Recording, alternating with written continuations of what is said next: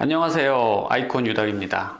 이제 진료가 끝나고 직원들을 퇴근시키고 유튜브를 촬영하려고 혼자 남았습니다. 제가 이제 성형외과 의사를 하면서 갖고 있었던 생각들도 좀 여러분하고 나눌 수 있었으면 좋겠고, 또 저만 알고 있는 것들도 있을 수 있고 아닌 것들도 있을 수 있고, 이런 의견들을 조금 교환했으면 좋겠다는 생각에 여러 가지 주제로 한번 이제 얘기하는 시간을 좀 가져보려고 합니다. 오늘은 성형외과 의사가 가져야 될 덕목에 대해서 어떤 것들이 있을까 좀 생각해보는 시간을 가졌어요. 제일 일단 기본적이고 중요한 덕목 중에 하나가 수술 스킬, 뛰어난 수술 스킬과 그 다음에 이제 좀 풍부한 경험을 첫 번째로 꼽을 수 있지 않을까 합니다. 물론 당연한 거죠. 이건 제일 기본이 되는 거죠. 근데 이 당연한 거를 다 잘하고 있지는 못한 것 같아요. 그죠? 처음에 이제 의사생활을 시작하면 대개는 이제 봉직의사, 페이닥터라고 하죠. 봉직의사로 이제 큰 병원에서 근무를 하게 됩니다. 그래서 그 안에서 여러 가지 수술을 보고 다양한 수술을 하면서 굉장히 많은 케이스들을 통해서 단기간 안에 굉장히 많은 스킬을 끌어올릴 수가 있습니다.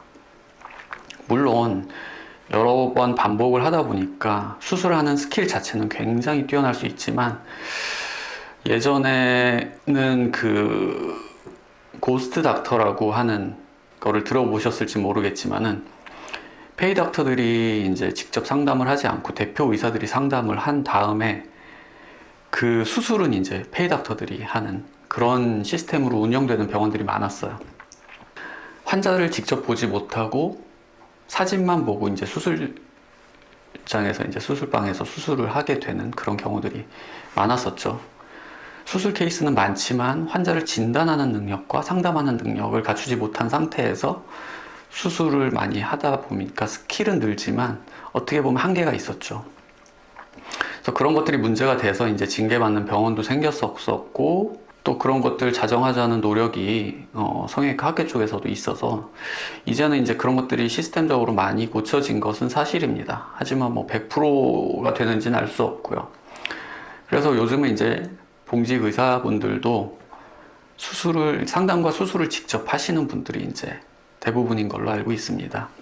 근데 문제는 뭐냐면, 봉직 의사분들은 그 병원에 이제 계속 계시는 확률이 높지는 않다는 것이죠.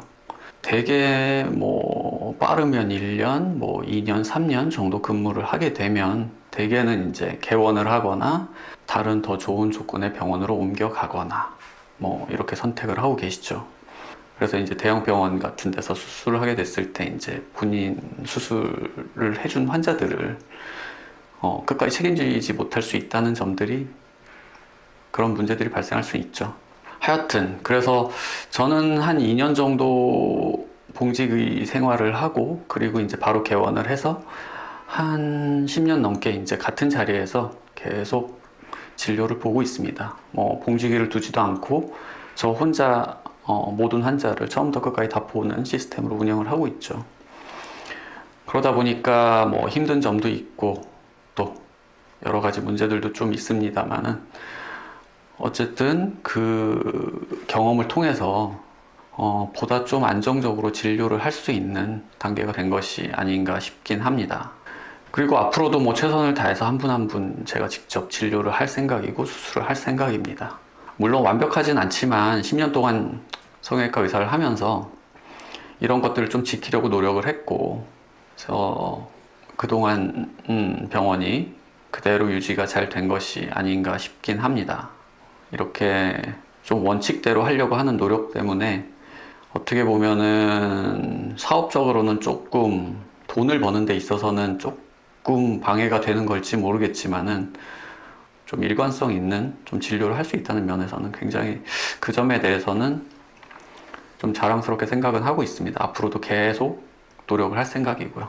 네, 이상 아이콘 유닥이었습니다. 안녕히 계세요.